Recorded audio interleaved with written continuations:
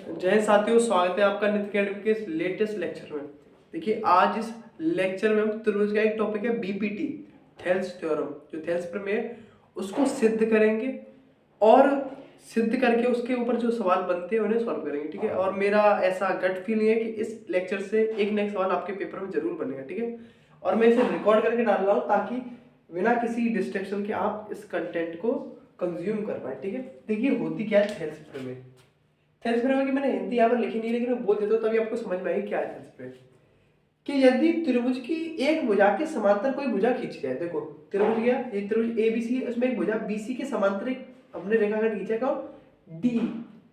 कि यदि त्रिभुज की एक भुजा के समांतर एक रेखाखंड खींचा जाए जो त्रिभुज की अन्य दो भुजाओं को अलग अलग बिंदुओं पर काटता हो, तो वो रेखाखंड अन्य दो भुजाओं को समान अनुपात में विभाजित करता है। ये होती है थेल्स प्रमेय, ये होती है बीपीटी। मैं लगा हूं, दोबारा समझाओ। चित्र वो लगा है, ठीक है, मैं एक बार बना के दिखाता हूं। ये कोई त्रिभुज है, क्या है, कोई त्रिभुज, उसकी एक भुजा के समांतर आप एक भुजा खींच लो। देखो ये बी से भुजा, मैंने इसके समांतर एक भुजा खींच ली डी। ठीक है, तो बीपीटी ये कहता है यदि एक भुजा के समांतर कोई दूसरी भुजा है, एक रेखाखंड खींच दिया एक भुजा के समांतर, तो जो बाकी की दो भुजा बच गई है, ये जो रेखाखंड उन्हें जहां टच करेगा तो अलग अलग हिस्सों में बांटेगा। जैसे देखो इसने एबी को एडी और डीबी हिस्से में बांट दिया, इधर एई और ईसी हिस्से में बांट दिया, तो इनका अनुपात बराबर होता है। यही है थेल्स प्रमेय कि समान अनुपात में बांटता है। समान अनुपात का मतलब क्या, इसका अनुपात इससे बराबर होगा, इसका अनुपात इससे। देख लीजिए, पहले लिखने दिया है कि सिद्ध क्या करना है, एडी बट्टा डीबी बराबर होगा एई बट्टा ईसी। यही है थेल्स प्रमेय, यही है थेल्स प्रमेय। अच्छा, दे क्या रखा है हमें, ये दे रखा है कि डीई जो है पैरेलल है डीसी के, ये चीज दे रखी होगी आपको। ठीक है, बहुत इंपॉर्टेंट है, इसे कहते हैं हम थेल्स प्रमेय। इंग्लिश में इसको कहते हैं बीपीटी और इसको हिंदी में कहते हैं आधारभूत समानुपातिक प्रमेय। ठीक है, क्लियर है, ये हमें प्रूफ करनी है और इसके ऊपर सवाल भी करने हैं। ठीक है, देखिए प्रूफ करने के लिए मैंने क्या है, ये इसको पैटर्न तो आपको याद ही करना पड़ेगा। क्या, ये तो पहले भी आपने देखो नाइन्थ में दिया है, जो लिख दो दिया है वो सिद्ध क्या करना है कि एडी बट्टा डीबी, एडी बट्टा डीबी बराबर लाना आपको एई बट्टा ईसी के। क्लियर है, तो मैं रचना कर रहा हूँ, मैं क्या कर रहा हूँ, कुछ रचना कर रहा हूँ। रचना देखो क्या कर रहा हूँ, मैं क्या कर रहा हूँ, ये डीसी पॉइंट और ईबी पॉइंट मिला दे रहा हूँ। देखो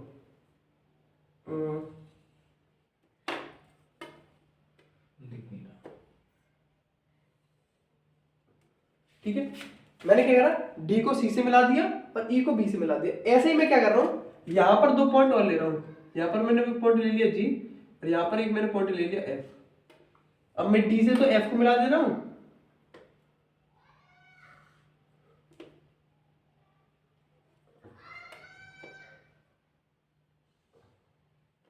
ठीक है, और ये ऐसे मिलाए कि इन पे दोनों पे क्या है, परपेंडिकुलर है। क्या परपेंडिकुलर, अब मैं लिख रहा था, देखो आपको भी ये फुटेरा से ही बनाना है ताकि साफ साफ समझ में आए। देखो करा क्या है, मैंने कुछ नहीं करा, मैंने डी से सी को मिला दिया है, बी से ई को मिला दिया है, और ये जीई है, जी ये परपेंडिकुलर डाला है किस पे, एडी पे, एक लंब डाला है जीई, और ऐसे ही एई पे एक परपेंडिकुलर डाला है डीएफ। ठीक है, तो ये आपने रचना ही तो करी है, ये आपने रचना करी तो लिख दो क्या, के जीई परपेंडिकुलर। देखो आपने जो जीई है या ईजी लिख लो, क्या दिक्कत है, ईजी लिख लो, ईजी परपेंडिकुलर डाला है, परपेंडिकुलर डाला है, किस पे डाला है, ईजी परपेंडिकुलर किस पे डाला है, एडी पे तो डाला है भाई, लंब किस पे डाला है, एडी पे डाला है। अब देख सकते हो, देखो ये जो ईजी वाला, ये जो ऐसे देखो ऐसे करके तो डाला है आपने ईजी, यहाँ पर जी है, ये तो ये ईजी लंब डाला है, किस पे डाला है, एडी पर ही तो डाला है। यही समझाना चाह रहा था मैं। ठीक है, ठीक है, तो ईजी परपेंडिकुलर डाला किस पे, एडी पे। ऐसे क्या डाला आपने, आपने डीएफ परपेंडिकुलर डाला किस पे, एई पे, डीएफ परपेंडिकुलर डाला किस पे, एई पे। और लिख सकते हैं, और क्या लिख सकते हैं कि डी से सी को मिलाया है और बी से ई को मिलाया है, इतना काम करा हमने। ठीक, क्लियर है। अब देखिए उपपत्ति, अब उपपत्ति क्या होती है, जब हम प्रूफ करना चालू करते हैं उसको कहते हैं उपपत्ति। ठीक है, देखिए हम इसे कैसे प्रूफ करेंगे, हम इसे एरिया के हिसाब से प्रूफ करेंगे। ठीक है, उससे पहले मैं आपको कुछ चीज समझाना चाहता हूँ। देखो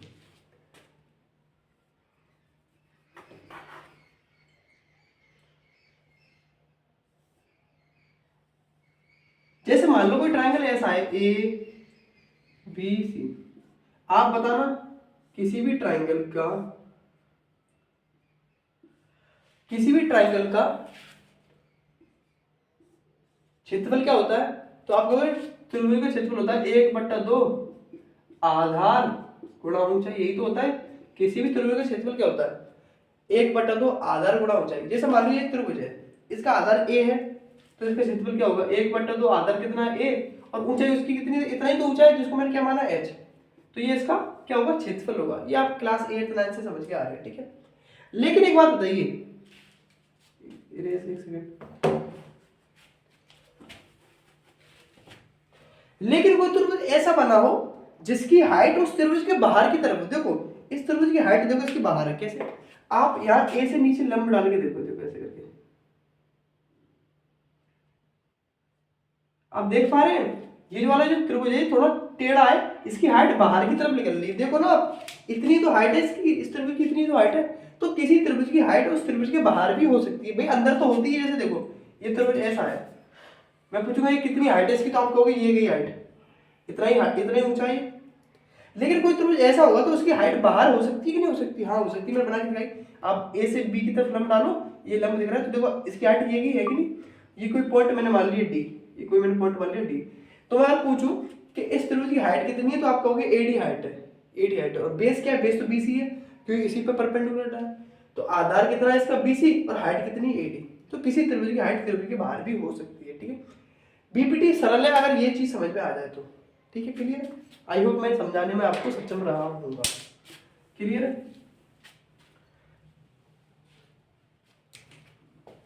देखिए मैं क्या करता हूँ, त्रिभुज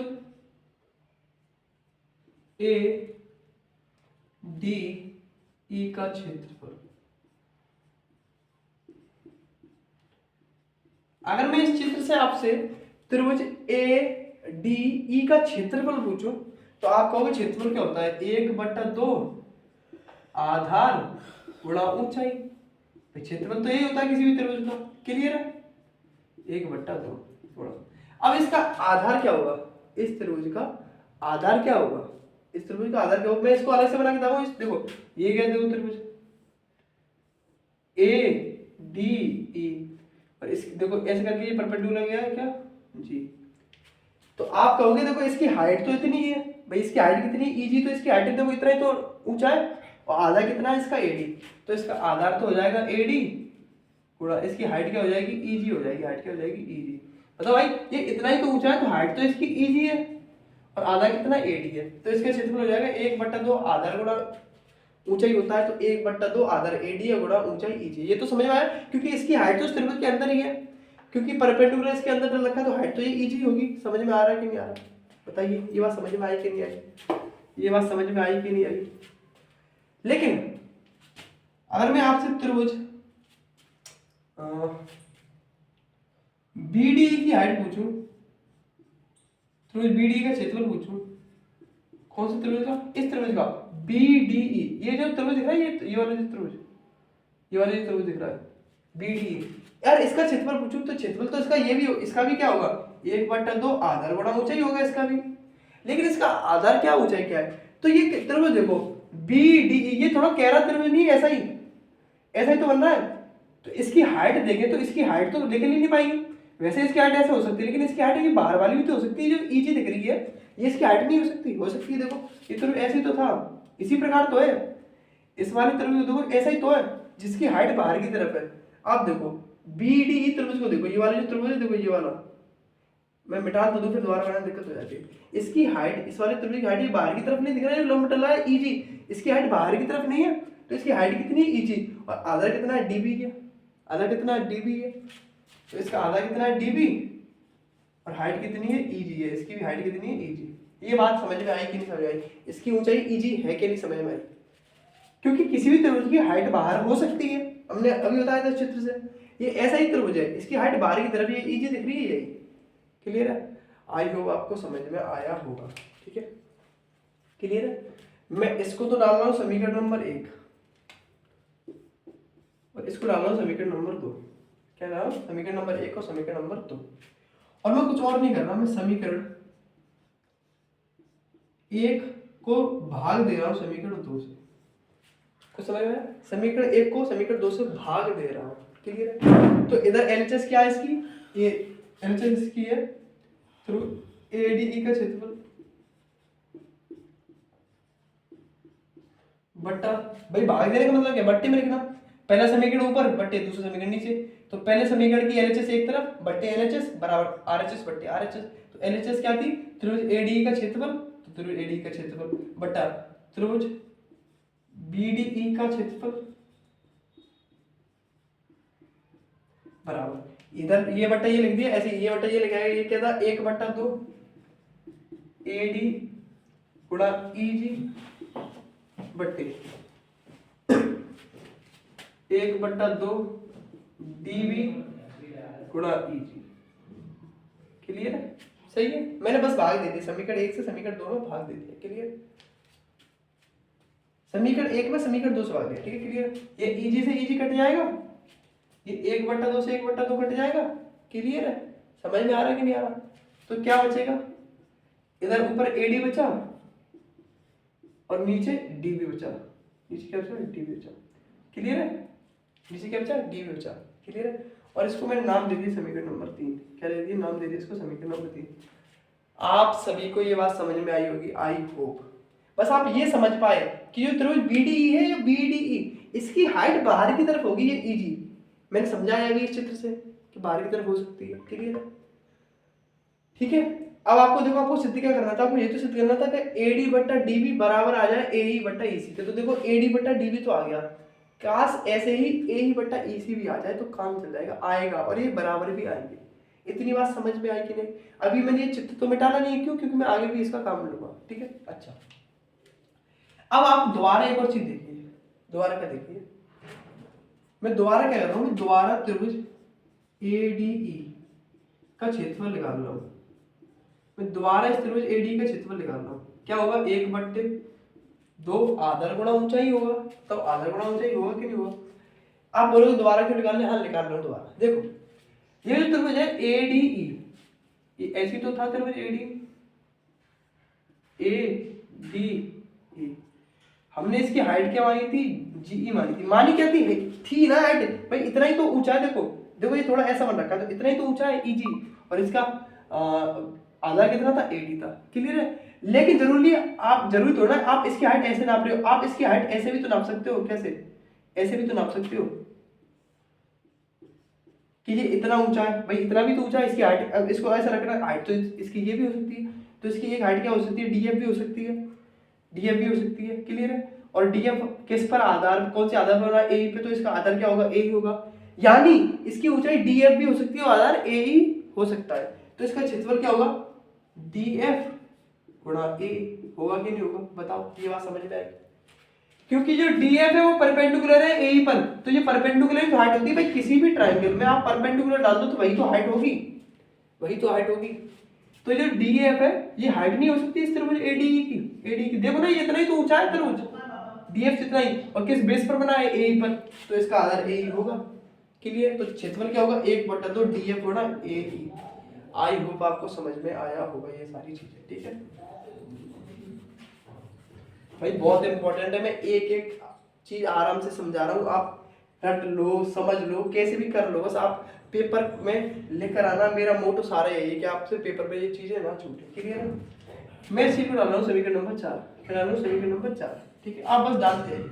अच्छा, हमने क्या करा था, पहले त्रिभुज एडी का क्षेत्रफल निकाला था, फिर किसका लगाना था, बीडीई का। अब हमने इधर की तरफ हाइट ली है डीएफ और आधार लिया ए, तो मैं ये वाला त्रिभुज का एरिया निकाल के दिखाऊंगा, क्या, सीडीई का, ठीक है, एरिया ऑफ त्रिभुज सीडीई का क्षेत्रफल निकाल के बताइए मुझे। अगर मैं आपसे त्रिभुज सीडीई का क्षेत्रफल पूछूं, किसका, सीडीई का क्षेत्रफल पूछूं, तो क्या होगा, वो भी होगा 1/2 आधार गुणा ऊंचाई।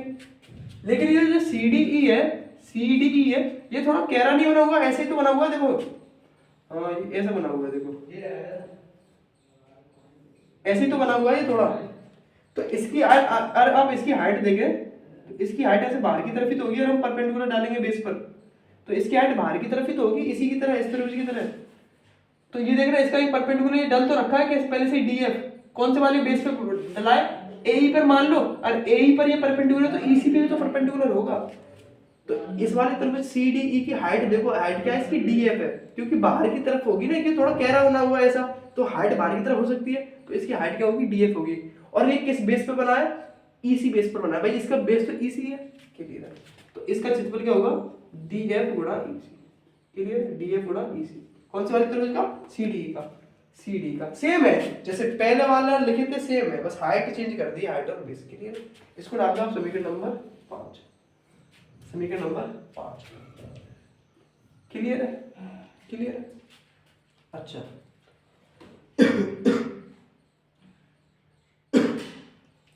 अच्छा ठीक है।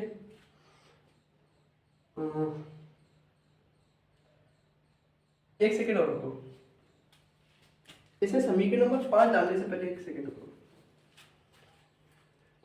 एक बात समझो, आपने क्लास 9th में एक प्रमेय पढ़ी होगी, थ्योरम पढ़ी होगी, क्या कि दो समांतर रेखा हो, दो क्या हो, समांतर रेखा हो, उनके बीच में कुछ त्रिभुज बने हो।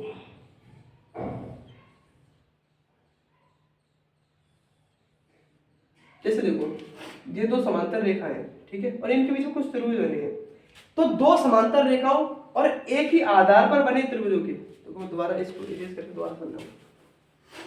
देखो कोई दो समांतर रेखा है, ठीक है, ये इसके समांतर है, ठीक है, ठीक है। देखो दो समांतर रेखाओं और एक ही आधार पर बने त्रिभुजों के क्षेत्रफल बराबर होते हैं। ये आपने क्लास 9th में पढ़ा, नहीं पढ़ा तो अभी याद कर लो। क्या कि दो समांतर रेखा और एक ही आधार पर बने त्रिभुज, देखो ये एक ही आधार बने, देखो ये वाला त्रिभुज देखो ऐसे गया, आधार तो इनका दोनों का एक ही है, देखो ऐसे गया, तो दोनों के एरिया भी क्या होंगे, सेम होंगे, क्षेत्रफल भी क्या होंगे, सेम होंगे। तो आप देख पा रहे हैं डी किसके समांतर है, बीसी के, और इनके एक ही बेस बीसी पर बने दो त्रिभुज है। देखो एक तो ये है, देखो इधर से देखना उल्टी, उधर से देखना, उधर की तरफ से देखना, डी किसके पहले है, बीसी के, और इनके एक ही बेस पे दो त्रिभुज बने। देखो डीई जो बेस है, डीई जो आधार है, उस पे दो त्रिभुज बन रहे हैं। देखो कौन सा, एक तो सीडीई, देखो ये वाला बन रहा है सीडीई, और एक ही बन रहा है बीडीई। ये दो त्रिभुज बन रहे हैं कि नहीं बन रहे, देखो ये वाले और ये वाले, देख पा रहे होगे। देखो ये ऐसा करके, ये ऐसा करके, तो इन दोनों के एरिया भी तो बराबर होंगे, मतलब त्रिभुज बीडीई का क्षेत्रफल बराबर होगा कि नहीं होगा त्रिभुज सीडीई के क्षेत्रफल के। कहां से, क्योंकि दो समांतर रेखाओं और एक ही आधार पर बने त्रिभुजों के क्षेत्रफल बराबर होते हैं। क्लास 9th की एक थ्योरम थी। तो मैं इस जगह इस जो त्रिभुज सीडीई का क्षेत्रफल है, इस जगह लिख सकता हूं त्रिभुज बीडीई का क्षेत्रफल। बताओ, क्योंकि दोनों बराबर होंगे कि नहीं होंगे, तो मैं लिख रहा हूं, ठीक है, ये वाली चीज में क्या कर रहा हूं, लिख रहा हूं।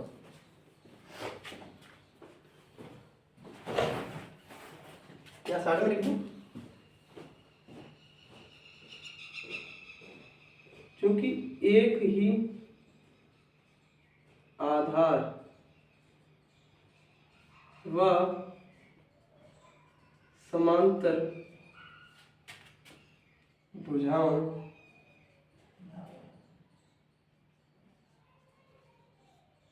के मध्य बने त्रिभुजों के क्षेत्रफल बराबर होते हैं।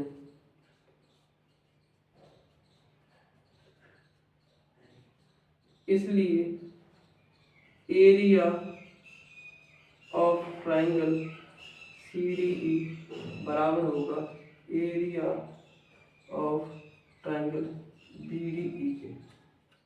क्लियर है, क्लियर है, ये बात समझ में आ रही है क्या, कि एक ही आधार व समांतर भुजाओं के मध्य बने त्रिभुजों के क्षेत्रफल बराबर होते हैं, इसलिए एरिया ऑफ सीडी। भाई ये इधर से देखना आधार, ये डी आधार, नीचे से मत देखना, उधर से देखो। देखो एक त्रिभुज ये जा रहा है, देखो एक त्रिभुज ये जा रहा है, ये एक ही आधार पर बने और दोनों समांतर रेखा है, इनके मध्य तो बने, तो इनका एरिया बराबर होगा नहीं होगा। इसलिए हम एरिया ऑफ त्रिभुज सीडी बराबर लिख सकते हैं एरिया ऑफ त्रिभुज बीडी। तो ये जो देखा ना त्रिभुज सीडी का क्षेत्रफल, यहाँ लिख सकता हूँ त्रिभुज बीडीई का क्षेत्रफल लिख सकता हूँ। इसको क्या लिख सकता हूँ, त्रिभुज बीडीई का क्षेत्रफल। इधर तो ऐसे रहने दो, 1/2 डीएफ गुणा ईसी, डीएफ गुणा ईसी। क्लियर है, ये बात समझ में आई कि नहीं आई। भाई इस त्रिभुज सीडी का क्षेत्रफल को मैं लिख सकता हूँ त्रिभुज बीडीई का क्षेत्रफल। क्यों, ये चीज इसके बराबर होगी कि नहीं होगी, बताओ, ये चीज इसके बराबर होगी कि नहीं होगी, यहाँ से। क्लियर है। अब डालो इसको समीकरण नंबर 5, क्या डालो, समीकरण नंबर 5। वैसे इसको बाद में लिखते तो भी कोई दिक्कत नहीं है। अब मैं क्या कर रहा हूँ, देखो समीकरण 4 को मैं डिवाइड दे रहा हूँ समीकरण 5 से। समीकरण 4 ये है, समीकरण 5 ये है, इसमें इससे डिवाइड दे रहा हूँ। तो देखो क्या आएगा, त्रिभुज एडीई का क्षेत्रफल बट्टा त्रिभुज एडी नहीं त्रिभुज बीडी का क्षेत्रफल। ठीक है भाई, ये बात समझ में आ तो गई होगी आपके क्या, कि जो CD का क्षेत्रफल है उस जगह हम लिख सकते हैं BD का क्षेत्रफल। क्यों? क्योंकि दोनों बराबर होंगे, क्योंकि ये एक ही आधार DE पर बने हैं और दोनों समांतर रेखाओं के बीच में। ठीक है, अच्छा मैंने किसमें, चौथे वाले में डिवाइड दिया 5 वाले से, तो ये बट्टा ये बराबर होगा ये बट्टा ये, क्या 1/2 बराबर, देखो चौथे में क्या लिखा है, TF multiply AE upon 1/2 DF multiply EC। Clear है? देखो ये DF से DF कट गया, 1/2 से 1/2 कट गया, क्या बचा AE बट्टा EC। इसको दे दो समीकरण नंबर 6, इसको क्या दे दो समीकरण नंबर 6। अब आप एक चीज देखो, आप समीकरण नंबर 3 को देखो और समीकरण नंबर 6 को देखो। देखो समीकरण नंबर 3 को देखो, समीकरण 3 को समीकरण 6 को गौर से देखो। समीकरण 3 की एलएचएस देखो, एलएचएस क्या है, त्रिभुज एडी का क्षेत्रफल बट्टे त्रिभुज बीडी का क्षेत्रफल। समीकरण 6 की एलएचएस देखना, त्रिभुज एडी का क्षेत्रफल बट्टे त्रिभुज बीडी का क्षेत्रफल। दोनों की एलएचएस बराबर है कि नहीं है? तो क्या मैं आरएचएस बराबर रख सकता हूं नहीं रख सकता? बताओ ये बात समझ में आई? रख सकता हूं कि नहीं सकता? बस जगह ही नहीं है, अब क्या करें? इस चीज को अभी मैं मिटा दूं, इस चीज को अभी मैं मिटा दूं, अभी मैं मिटा दे रहा हूँ उस चीज को, या फिर एक काम करते हैं मैं ऊपर से मिटा दे रहा हूँ। क्या कर रहा हूँ, ऊपर से मिटा दे रहा हूँ, ये मिटा दे रहा हूँ। ठीक है, ये रचना तक मिटा दे रहा हूँ ऊपर। ठीक है, कोई दिक्कत नहीं, आप दोबारा पीछे आके देख लेना। ठीक है, समीकरण 3 व 6 से, समीकरण 3 व 6 से देखिए, समीकरण 3 व 6 से क्या दिख रहा है, LHS बराबर है LHS के, है कि नहीं? देखो इसकी LHS के बराबर है, तो RHS बराबर होगी कि नहीं होगी RHS के? बताओ भाई, LHS दोनों की बराबर है। देखो त्रिभुज एडी का क्षेत्रफल बट्टे त्रिभुज बीडी का क्षेत्रफल, त्रिभुज एडी का क्षेत्रफल बट्टे त्रिभुज बीडी का क्षेत्रफल, तो RHS भी तो बराबर होगी। तो इसकी RHS क्या है, AD बट्टा DB बराबर, इसकी RHS इस क्या है, AE बट्टा EC। ये होगी कि नहीं होगी? और यही तो सिद्ध करना था, मैंने मिटा दिया, लेकिन सिद्ध क्या करना था, AD बट्टा DB बराबर AE बट्टा EC, यही तो सिद्ध करना था। Hence proof.